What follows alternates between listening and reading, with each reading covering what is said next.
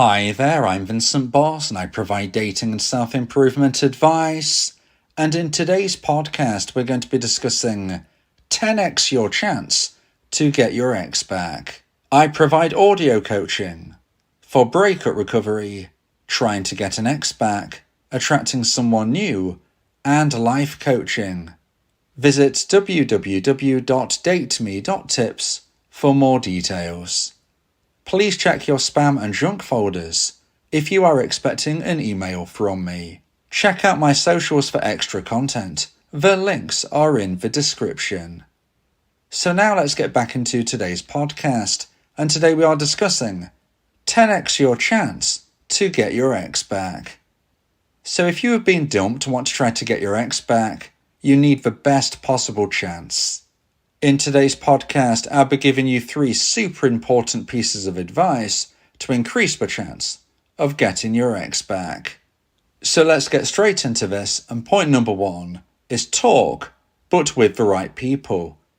Now, it's so important that you speak, it's so important that you talk, because if you don't, you are going to be bottling up your feelings, and this can cause you a whole manner of problems. First of all, and most importantly, it is likely to affect your mental health. Bottling things up, not talking things through, not releasing your emotions is likely to affect you negatively in mind, body, and spirit. If you don't speak about your thoughts and feelings, this can cause you a lot of challenges and trouble further along the line. But this isn't the only reason why it's so important to speak. If you don't talk, if you don't release those emotions, you will be more likely to make mistakes. If you bottle up your feelings, if you just keep things to yourself in this regard, then you'll be much more likely to convince yourself it's a good idea to potentially chase your ex. You are going to create drama in your mindset. Your anxiety is going to go through the roof, and I would suggest you are much more likely to negatively affect your chances of getting your ex back, rather than improve things in a positive way. Instead of increasing the chance of success, I believe you will be reducing that opportunity of getting your ex back. It's going to be so much harder for you if you don't live your life in the right way, and this is not likely to happen if you don't speak, if you don't talk, if you don't release that emotion, which I describe as emptying the jug. If you don't empty the jug of emotion, it's just going to bubble over the surface, it's going to overflow, and it's going to cause you many, many problems. If you release that emotion by having a conversation, by discussing your feelings, you are reducing that level of emotion within this jug. You are tipping it away, so to speak. And even though sadly, it will likely start to refill again, especially if you're a stage 1 dumpee, especially if you're really going through the grind during the early days, weeks, and maybe even months post-breakup, that is going to be a difficult time. That is going to refill this emotion jug. However, if you keep releasing it at regular intervals, you're not going to find yourself in this difficulty. So yes, it's not a permanent fix initially, although eventually this jug will not refill half as quickly as it used to during those initial difficult times. But if you keep releasing the emotion, keep emptying the jug, then even though it will refill, it's not going to be overflowing and causing you problems in this way. So if you then decide, okay, yes, I understand, I need to speak with someone, I need to talk, I need to release this emotion, well, who should I be speaking with? Well, this is a very important part, and that's why I said in point number 1, this is about talking, but with the right people, because you can't be speaking to any person. If you speak to any old person, if you speak to the wrong person, then sadly again, this could cause you problems. And we want to 10x your chance of getting your ex back, not 10x your chance of walking into trouble. Now, if you decide to speak to a mutual friend, if you decide to talk with someone who knows both you and your ex, you run the risk of them passing on this information to your ex, the dumper. Now, they might promise you they won't. They might believe in their own heart that they won't. But trust me, most mutual friends, one way or the other, deliberately, accidentally, whatever it may be, will pass this information on. They will tell your ex-dumper, and you will get to a situation that you find very awkward indeed if you were to find out that your ex-dumper knows how you're feeling at this time. Now, we're speaking about you sharing your thoughts and feelings, releasing the emotion. This isn't necessarily you going to be at your best. You might be speaking in a frustrated way. You might be speaking in a way that you don't want your ex-dumper to know. Deep down, you don't really feel the things and the feelings that you are saying, but you're just releasing the frustration. You're getting things off your chest. You don't really want this passed on, but sadly, if it is passed on by your mutual friend, this is going to cause you trouble down the line. This isn't going to help you get your ex back. So please be very wary indeed of speaking to a mutual friend. I always suggest if you talk to someone who knows you and your ex, just imagine your ex is standing just behind them, because that in essence is what's going to happen. They're going to hear everything that you're saying. Now, if you think, okay, I won't speak with a mutual friend, instead I'm going to speak with a friend or family member that doesn't really know my ex too well. Well, that is great on one hand, but it could be problematic on another. And that is because if they have an emotional connection to this situation, they could be thinking, speaking, and ultimately giving you potentially bad advice due to a bias. So if you speak to someone who has skin in the game, as they say, if you speak to someone who is emotionally connected to this scenario, then you run the risk of their bias creating a situation where they give you bad advice, even if they're not trying to give you bad advice. And of course, why would they try to give you bad advice? They might accidentally point you in the wrong direction, not just because of their bias, which would be natural, but also because perhaps they don't have experience in what you're going through. Maybe they have very limited knowledge on what you're going through. I mean, if you had a scenario where your TV wasn't working, your television isn't working, you're not going to call a plumber. You're not going to speak to a plumber and say, look, my TV isn't working. Can you come and sort this out?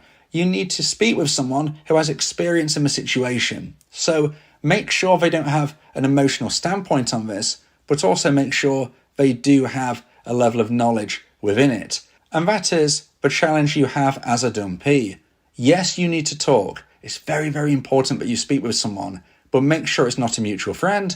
Make sure it's not someone who has an emotional connection to the scenario, but also make sure they have a level of experience about what exactly it is you're going through and or wanting to speak about.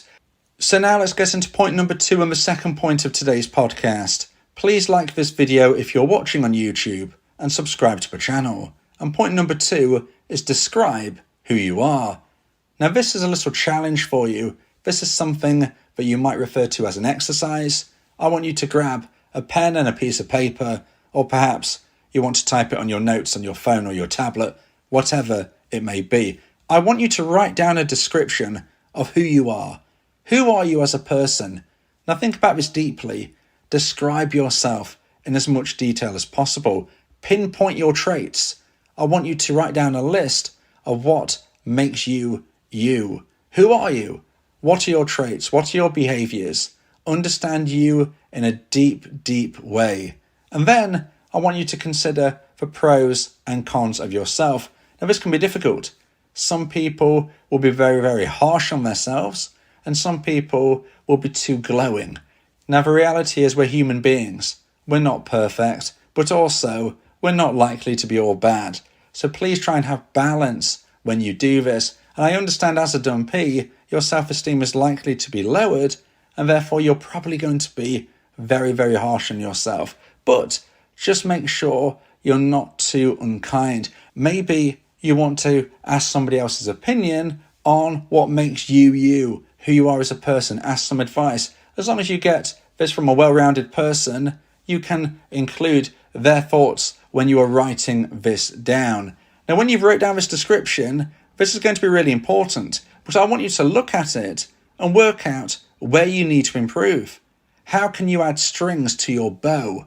What can you do to increase the chance of you being seen as a version 2.0 of yourself? Because if your ex is going to come back into a relationship with you, you need to be a better person than they remembered.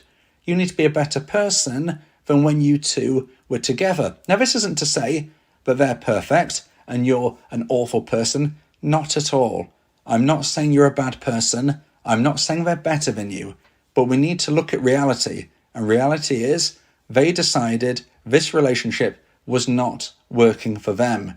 And if this relationship isn't working for them, then we need to increase the chance of them viewing you as a romantic option which might work in the longer term. Now, of course, there's probably going to be more problems, perhaps different reasons, sadly, as for why they lost romantic emotional attraction for you and ended your relationship. This isn't just likely to be due to your traits or what you could improve upon in this way. However, it has a very important factor.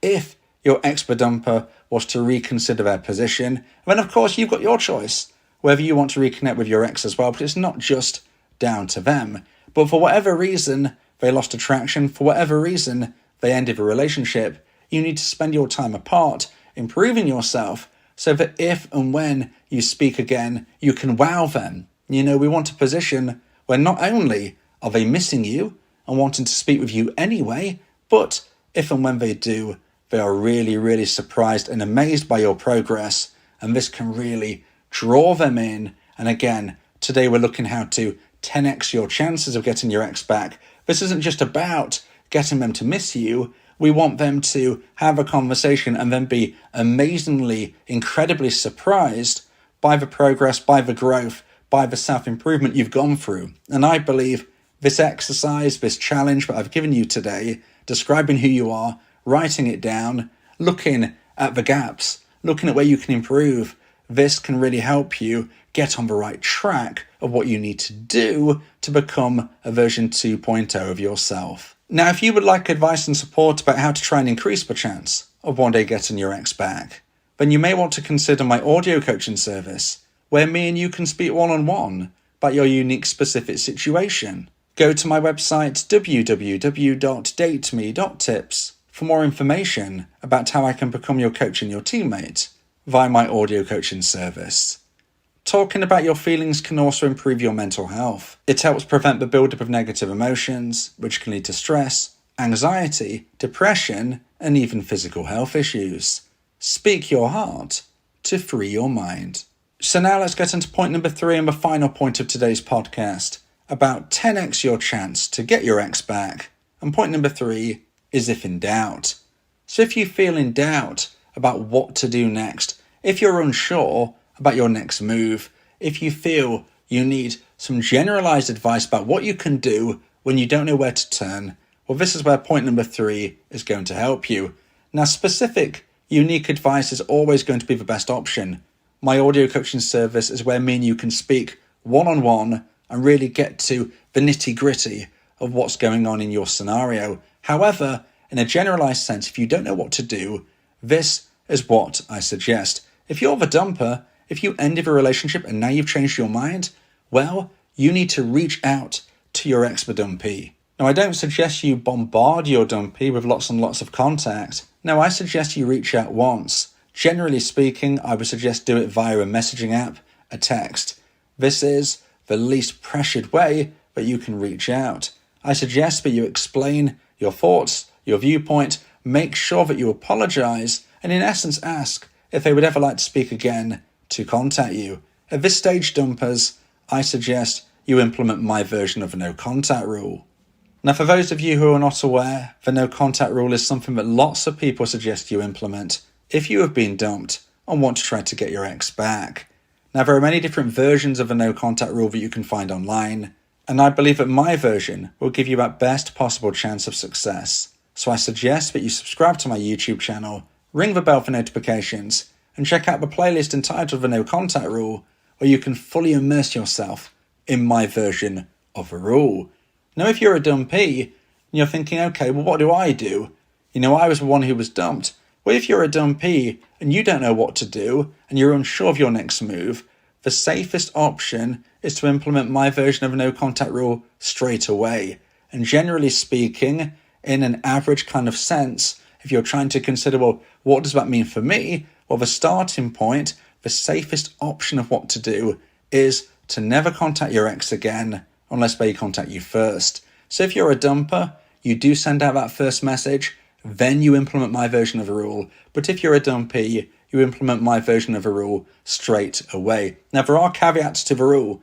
It's not just as simple as never contacting your ex unless they contact you first. However, if you don't know which way to turn, if you don't have specific unique advice, that is the safest option because it is a generalized good piece of advice which is unlikely to make things worse. It is not necessarily going to make things perfect. Maybe it will for you, but if you do fall into one of those unique circumstances where a little bit of different advice is needed, of course, I don't know for certain. However, the safest option of what to do if you've been dumped and want to try to get your ex back is to never contact your ex again unless they contact you first. If you believe that this podcast has helped you, then please consider buying me a coffee. The link to do so is in the description.